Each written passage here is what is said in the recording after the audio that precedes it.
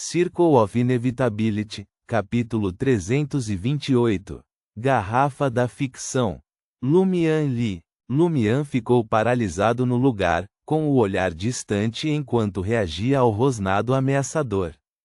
Em um canto sombrio da pedreira abandonada, uma figura se delineou. Vestido com uma camada completa de pele de cachorro marrom, o tronco e o abdômen da figura se abriram, revelando uma forma humana adornada com uma túnica branca, enfeitada com intrincados fios prateados e pretos. Sem fazer barulho, a pele canina caiu no chão, revelando um homem de pequena estatura, com apenas 1,7 metro de altura. Seu cabelo preto e fino emoldurava um rosto com olhos azuis intensamente afiados, e um nariz levemente arrebitado acrescentava ao seu ar de autoridade. Este era ninguém menos que Guillaume Benet, o padre da vila de Cordoue. Naquele exato momento, um sorriso enfeitou os lábios de Guillaume Benet. Ele segurava um osso humano branco em suas mãos, seus olhos flamejando com um zelo fanático que sugeria que ele estava prestes a receber uma nova bênção da inevitabilidade, uma que poderia remodelar seu destino.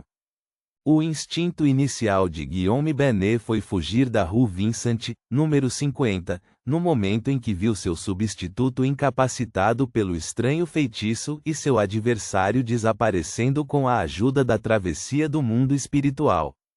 Ao fazer isso, o substituto poderia cumprir seu potencial total de evitar desastres. Ele escaparia da catástrofe iminente, embarcando em um novo começo em um novo local, sem o fardo das circunstâncias presentes.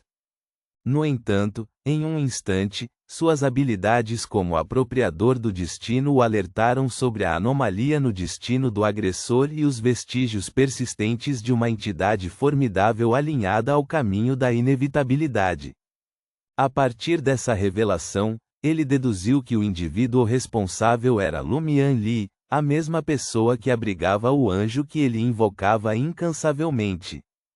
Pensamentos rápidos correram pela mente de Guillaume Benet. Como um devoto adepto do poder da inevitabilidade, ele foi instantaneamente consumido por fervor zeloso. Ele tentou capturar ou eliminar Lumian Lee. Ele aspirava a quebrar o selo, permitindo que o anjo da inevitabilidade realmente descesse sobre a terra.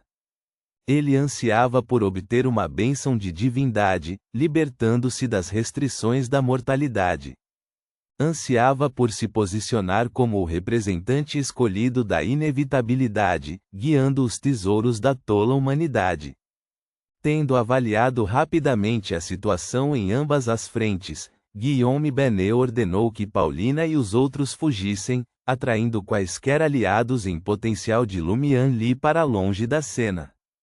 Enquanto isso, deixou para trás o substituto, criando uma trilha de pistas para Lumian Lee seguir, levando-o ao porão para revelar uma porta escondida. Com seus preparativos em andamento, Guillaume Benet entrou na câmara sacrificial, preservando deliberadamente a pele de carneiro, couro de vaca e pele de cachorro. Isso permitiria que Lumian Lee, já versado no feitiço de criação animal, rapidamente descobrisse a verdade. Simultaneamente, ele deixou cair um tufo de pelo de cachorro, revelando inadvertidamente sua rota de fuga. Ele entoou o encantamento que havia pré-arranjado, dissipando o feitiço de criação animal. Usando seu poder oculto, Guillaume Benet destrancou a porta que levava ao subsolo de Traer, um poder contratual conhecido como a Garrafa da Ficção. Essa habilidade, uma fonte de avareza pessoal, permitiu que Guillaume Benet convertesse espaços designados de tamanho modesto, aqueles que abrigam elementos simbólicos como portas e janelas, em reinos encapsulados dentro da Garrafa da Ficção. Ele podia impor condições simples de entrada, permitindo que apenas aqueles que atendessem aos pré-requisitos entrassem, enquanto outros seriam prontamente devolvidos às suas posições originais. A condição de entrada de Guillaume Benet era aquele que tivesse o poder da inevitabilidade. Esse critério era compartilhado por ele com Lumian Li. Independentemente de Lumian ter abraçado a bênção da inevitabilidade, como um portador do anjo da inevitabilidade, enredado nos fios do destino, inegavelmente possuía o poder da inevitabilidade. Esse plano garantiu que os aliados de Lumian não pudessem romper a barreira da garrafa da ficção sem uma bênção da inevitabilidade. Isso deixou apenas Lumian Li e ele mesmo isolados lá dentro. E se eles realmente tivessem abraçado a inevitabilidade, ambos permaneceriam influenciados pela grande existência, transformando-os em companheiros equivalentes durante momentos cruciais. Guillaume Benet evitou a utilização de indivíduos vindos de Cordu como critérios de entrada na garrafa da ficção, pois representava um desafio irritante confirmar tais origens. Tal determinação exigia consulta ao mundo espiritual, diferente da avaliação mais direta de alguém que possuía um poder distinto. Além disso, se Paulina e os outros conseguissem escapar dos perseguidores e retornarem a este mesmo local, eles poderiam fornecer ajuda essencial abrindo a garrafa. Tendo orquestrado meticulosamente seu plano, Guillaume Benet se escondeu, pronto para a entrada de Lumian Li na garrafa da ficção. Como previsto, ao ver Lumian Li, agora sob um disfarce alterado, mas sem qualquer traço da influência do anjo da inevitabilidade, Guillaume Benet agiu rapidamente, invocando o feitiço místico de assimilação de almas. Entendendo que Lumian Li não era o nome original do indivíduo, mas que havia sido assumido por quase 6 anos, reconhecido por todos ao seu redor, Guillaume Benet tinha certeza de que essa identidade continha uma conexão mística que poderia servir como um nome verdadeiro. Dotado do conhecimento de Cordu como seu padre, ele possuía uma certa percepção sobre as circunstâncias de Lumian Li. Com convicção na eficácia do feitiço místico de assimilação de almas, ele antecipou que isso desorientaria gravemente Lumian Li. Observando a figura de Lumian Li, congelada no limiar da garrafa da ficção, com a cabeça baixa e o corpo balançando com instabilidade, o sorriso de Guillaume Benet se alargou. Agindo sem hesitação ou fala, ele arremessou o osso humano branco que segurava, com a intenção de empregar uma maldição capaz de deixar o alvo em coma indefinidamente.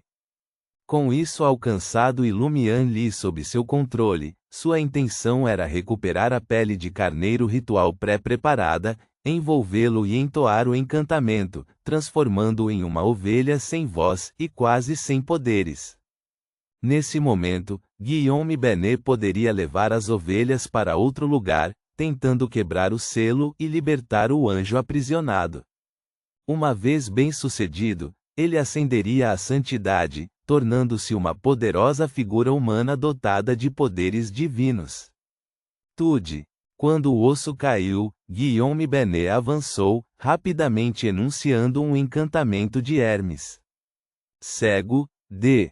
No meio da conjuração, o padre, tendo feito de toda a vila de Cordu uma oferenda de sacrifício, de repente sentiu um aperto no peito, uma premonição incomum anunciada pelo destino. Para ele, tais premonições ocorriam raramente. Incluindo esta vez, foi a segunda ocorrência. A ocasião anterior o levou a reavaliar suas ações ao chegar em Traer, estimulando-o a executar o feitiço de substituição e transfiguração, gerando um substituto. Com fé absoluta na inevitabilidade, Guillaume Benet interrompeu seu canto e se lançou para o lado. No segundo seguinte, ele ouviu a voz de Lumian. Humph! Um raio branco quase imperceptível disparou das narinas de Lumian, atingindo o ponto preciso onde Guillaume Benet estivera. O raio riscou o ar, desaparecendo ao entrar em contato com o terreno irregular cinza escuro.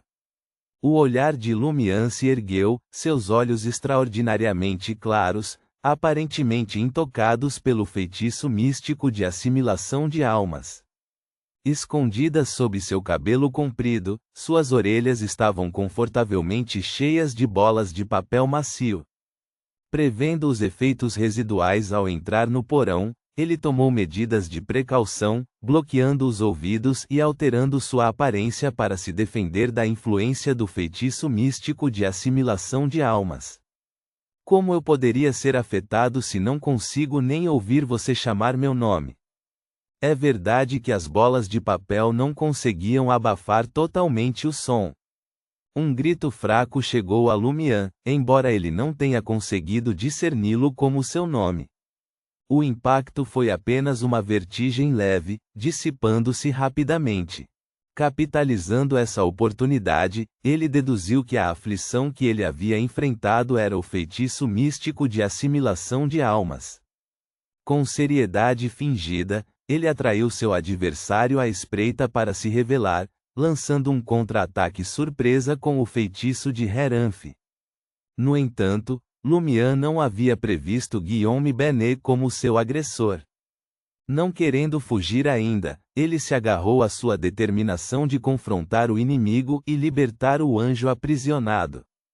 Tal determinação aumentou a intensidade de Lumian, uma fusão de ansiedade e exultação, uma corrente oculta de loucura ressaltando sua exaltação. Instantaneamente, Guillaume Benet desapareceu ao pousar ao lado dele. Gavinhas de madeira, contorcidas como formas serpentinas, desceram do ápice da mina, envolvendo a garrafa da ficção em um abraço envolvente, florescendo em flores colossais tão carmesins quanto sangue. Circulando pela entrada, Lumian pegou o frasco de álcool militar cinza-ferro, destampou-o e retirou o broche de essência. Suoshi, suoshi, suoshi.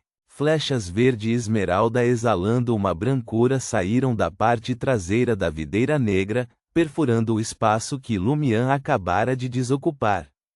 Onde essas flechas se conectavam, as rochas e a terra pareciam sofrer o ataque do ácido concentrado, manifestando sinais gritantes e exagerados de corrosão.